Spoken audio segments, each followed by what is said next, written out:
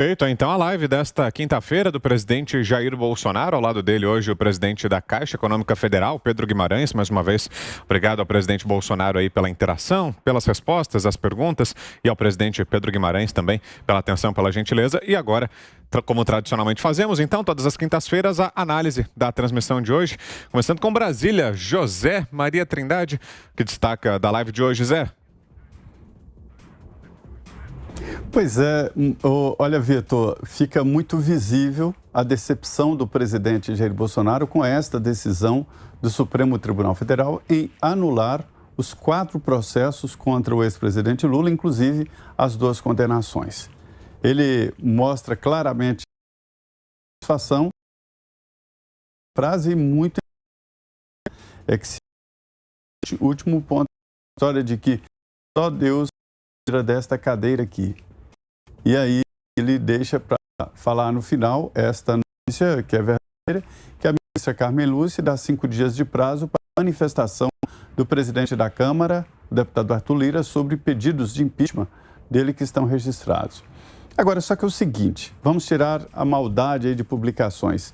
Isso é de praxe, ou seja, a ministra Carmen Lúcia recebeu um pedido para obrigar o presidente da Câmara a abrir ou não despachar os processos de pedido de impeachment contra o presidente Jair Bolsonaro. E aí ela tem que mandar ao Ministério Público para se posicionar e também à parte, ou seja, quem está sendo demandado, que no caso é o presidente da Câmara dos Deputados. Veja bem, um processo de impeachment, ele tem que ter uma perna na opinião pública, outra na política e uma terceira na própria presidência da República, que é o vice-presidente, que tem que articular, que é o próximo poder. E nada disso está conectado, ou seja, politicamente não existe nada no horizonte que possa indicar um impeachment ou uma cassação do presidente Jair Bolsonaro. Agora, vamos ao mérito do pedido. Os presidentes da Câmara e do Senado, eles acabaram tomando para si, vamos dizer, poderes que eu não atribuo a eles. Por exemplo, o presidente do Senado decidir quando e como vai instalar uma CPI ou abrir um processo de impeachment de um ministro do Supremo Tribunal Federal. Entendo que a posição, segundo o regimento do presidente da Câmara e do Senado, é pegar a caneta e despachar, dizer sim ou não. Por que eles não fazem isso? É porque a partir do despacho o assunto vai ao plenário, que é o órgão máximo do Congresso Nacional. Mas o presidente pode sim dormir tranquilamente, porque mesmo se o presidente da Câmara despachar, sim ou não, não há votos, não há crime, não há condições de nenhum processo de impeachment contra ele. Esse é o ponto principal e foi o que ele abriu e encerrou aqui. Sobre Lula elegível, o presidente confirma se Lula será candidato, ele se prepara, né, para essa disputa de 2022. Já era previsível mesmo um confronto do presidente Jair Bolsonaro com alguém do PT, se fosse o Lula ou não. Eu ainda não acredito na candidatura do ex-presidente Lula por várias razões que eu nem vou antecipar aqui, né? Sobre o lucro da Caixa, uma indicação forte de que a instituição está agindo, né? O Pedro Guimarães, aqui um comentário meu, está muito próximo do presidente, é um dos mais frequentes aí nesta live. O presidente tem demonstrado ali através de palavras e gestos que o Pedro Guimarães é uma pessoa de confiança. Tanto é assim que até falam da possibilidade dele ir para o Ministério da Economia, no caso, não existe nada no horizonte, mas no caso de troca de ministro da Economia, ele seria uma opção, tamanha a proximidade que ele está do presidente Jair Bolsonaro. O Pedro Guimarães falou sobre o Banco Central Independente e ações da economia.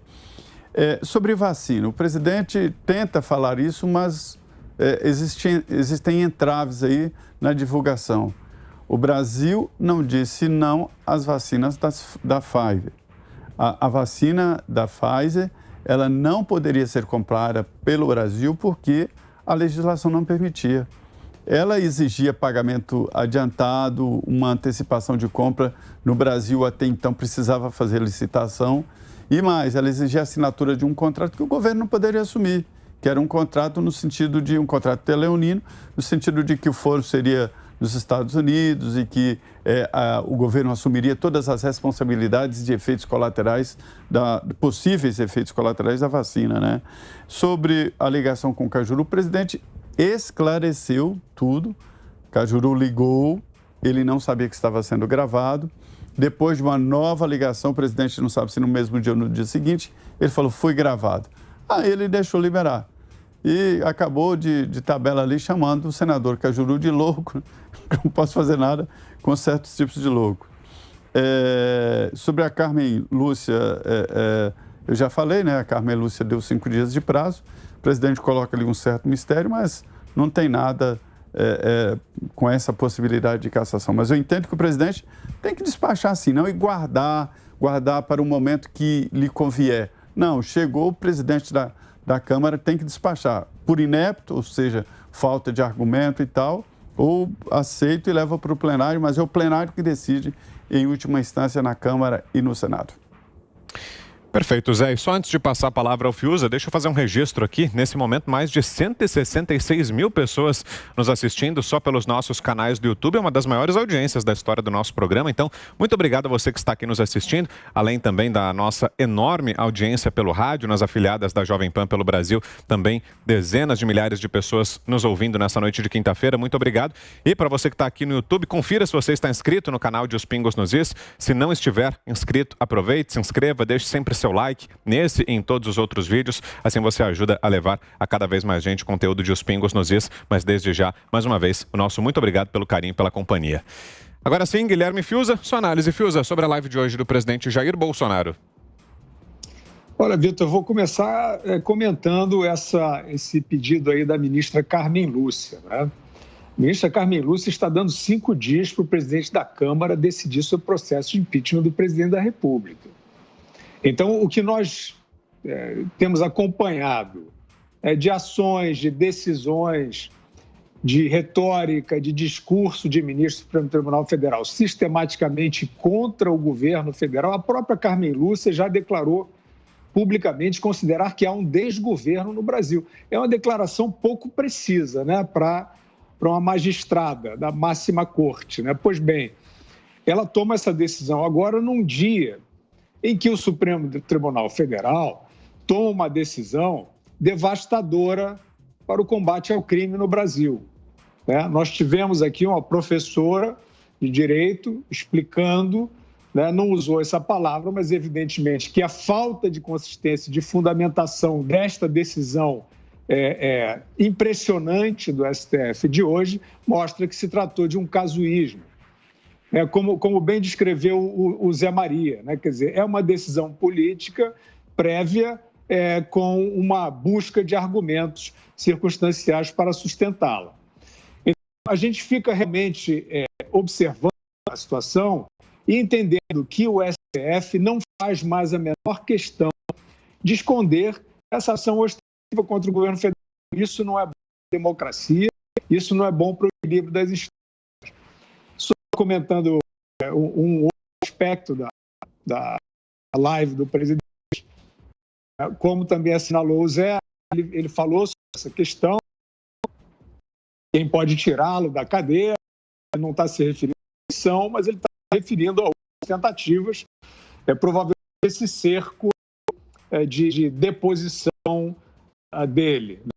Agora, ele fez mais uma vez um apelo, ele citou artigo 5º da Constituição, para afirmar que, no entender dele, alguns governadores estão atropelando direitos basilares do cidadão, né, garantidos na Constituição, e que ele está, né, reiterando que o governo federal será guardião dos direitos perante a população. E aí ele dá um sinal, que talvez seja um sinal um pouco cifrado, mas que ele mostra, né, ele indica à população que depende dela os sinais para que o governo atue no sentido de reparar o que, no entender dele, está sendo atropelado nesses direitos constitucionais. Então, isso é um recado evidente que o presidente está dando sobre as medidas discricionárias e, eventualmente, totalitárias, incluindo o toque de recolher, que os governadores têm adotado.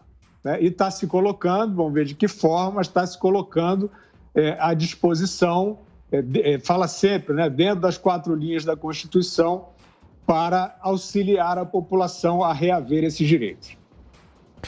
Você, Augusto, sua análise. Olha, o presidente está justificadamente incomodado, né, com essa ofensiva do Supremo Tribunal Federal, né, contra o Poder Executivo. Os defensores do Supremo Tribunal Federal dizem o seguinte: não, o Supremo só age quando provocado. Alguém pede uma decisão e ele tem que tomar. Tá bom. Nesse caso, digamos que seja assim, que o Supremo só age por causa disso, sempre contra o presidente. Os aliados do presidente Bolsonaro no Congresso têm o dever de acionar o Supremo para que cobre do mesmo Congresso a votação dos pedidos de impeachment, a entrada, o ingresso na pauta da Câmara, do Senado, sei lá, entra por qualquer porta que seja aí do Congresso, tem que entrar. Mas tem que julgar os pedidos de impeachment de ministros do Supremo Tribunal Federal. Enquanto isso não acontecer, o Supremo ficará sob suspeita de agir como cúmplice dos que querem derrubar um presidente democraticamente eleito. Agora, estou com o Zé. Não existe a menor possibilidade de impeachment, por um motivo muito simples. Falta o que determinou o fim dos governos Collor e Dilma Rousseff. Povo na rua. Não há. E não é por causa do isolamento, não, provocado pela pandemia. Num momento desse, se o povo indignado sairia às ruas.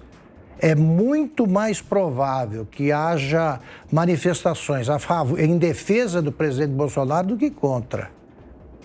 Daqui a pouco a vida volta ao normal. Eu quero ver se a oposição tem coragem de testar o endosso das teses absurdas que defende pelo povo brasileiro. Tá? A gente aqui defende posições que não são encampadas pela imprensa velha do Brasil. Nunca fui hostilizado na rua, pelo contrário, recebo manifestações aí de simpatia, tá? E agradeço a quem age assim. Não sei se o ministro do Supremo conseguiria andar aqui, como a gente faz todo dia, pela Avenida Paulista. Não sei, poderiam tentar.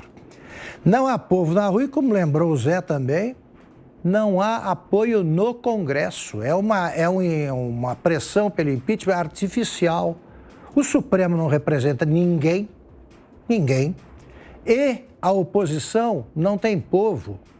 Agora, o presidente Bolsonaro também começou a fazer o que, se houver uma campanha e houver a disputa da presidência por Jair Bolsonaro e Lula, ele já mostrou que está começando apenas a dizer, né? Vai ser complicado você encampar publicamente a candidatura de um bandido, de um presidiário solto ilegalmente. Ilegalmente, isso é chicana. O que o Supremo está fazendo é o que se chama popularmente de chicana, que é truque de advogado barato. É assim que eles estão agindo.